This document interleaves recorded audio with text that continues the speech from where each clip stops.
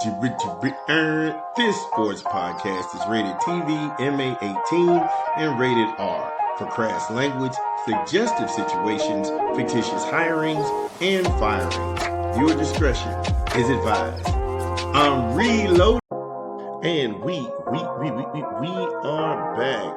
It's your boy Big Vern. Y'all know what it is. Welcome to Act Stupid. Let's get after it. But before we do, let's get into a rap break. Somebody, give me a beat. What up? It's your boy Big Vern coming to you live from the App Super Studios. And we're pushing the new rap album this month, T.I. Kill the King, in stores now. Get it where you legally consume music, whether it be Apple Music, Google Play, or Spotify.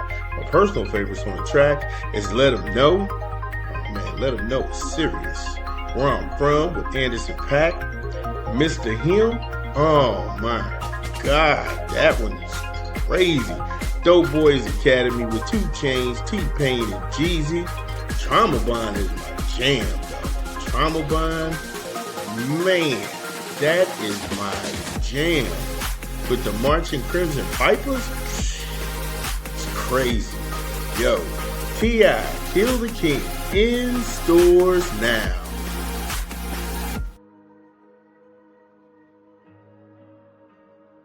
Shout out to T.I., you know what I'm saying? Shout out to Tip Harris doing this thing. We thought it was dope. Make sure you go get Kill the King. It's been out for a while. It's still popping. New hip hop dropping this weekend. So yeah, we're gonna keep rocking. If y'all going to the Kentucky State Fair, make some noise. Yo, I ain't been out there in a minute. I think I went out there one time and got sick from lobster rolls. It wasn't even real lobster rolls. Homie just had some imitation lobster and try and put it in butter and some hamburger bun. It like got me sick for real. It's disgusting even when I think back on it. Okay, reset.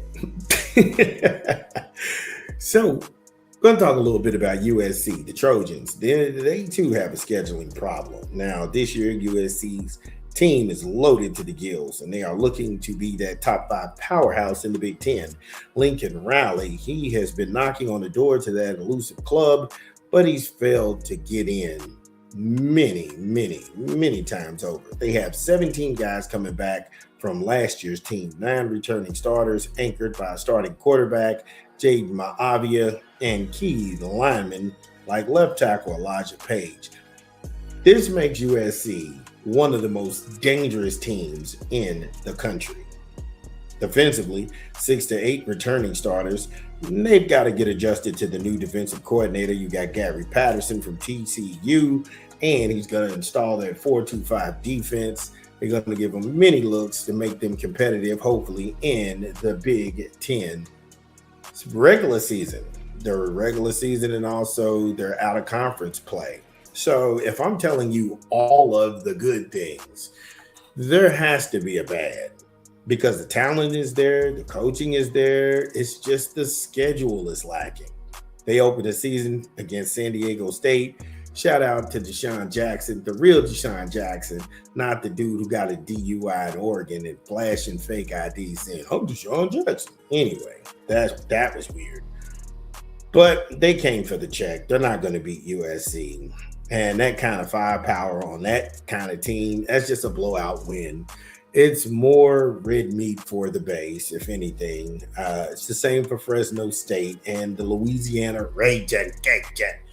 They all came for the check. That's it. There's nothing to see here. Like I said, I don't know why teams schedule these kind of cream puffs, because it gives you a false sense of confidence. You want to play the best. I understand that you want to save the best for the in-conference play, but you got to play somebody.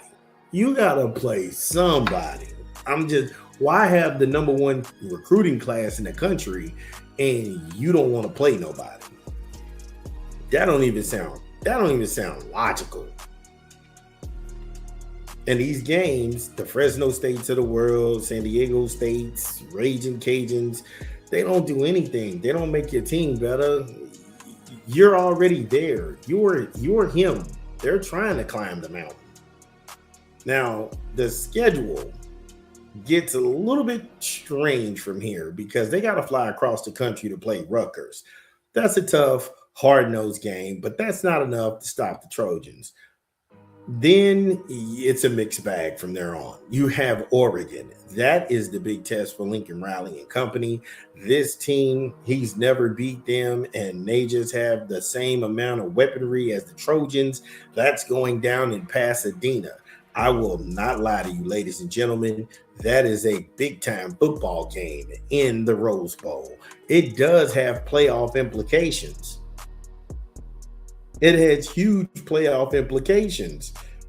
Now, my humble opinion, if they lose that game, it would derail any college football playoff hopes because the schedule, they only have two other teams on it. They don't have another serious opponent for over a month until they run into the Buckeyes on Halloween night.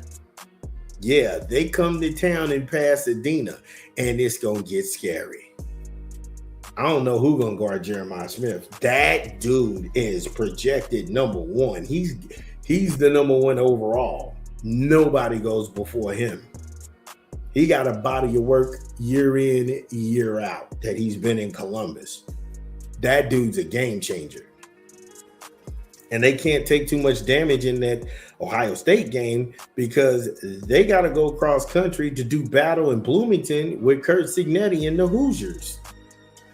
So if you have key injuries in that Ohio State game, you got to fly across country and see Indiana in Bloomington. That's going to be a rough, tough, ugly game.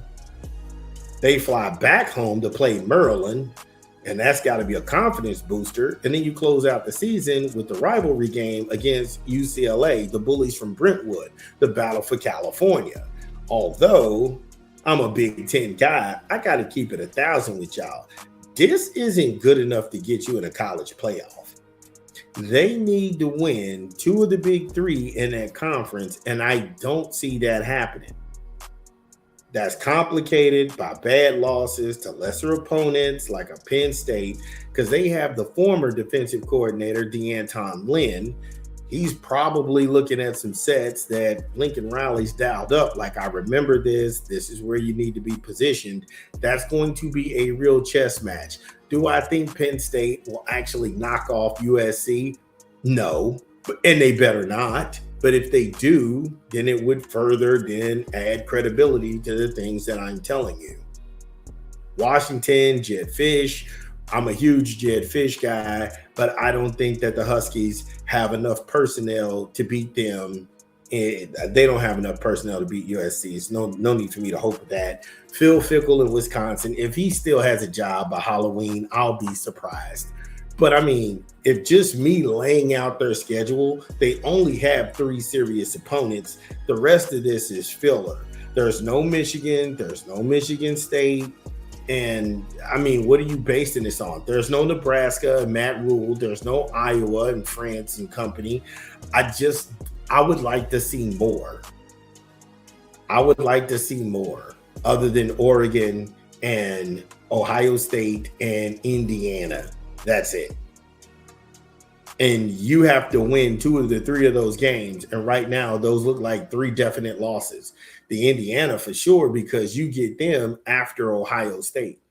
But if there are Trojan fans who want to argue me down, the floor is yours. Get in the comments. It's your boy Big Vern.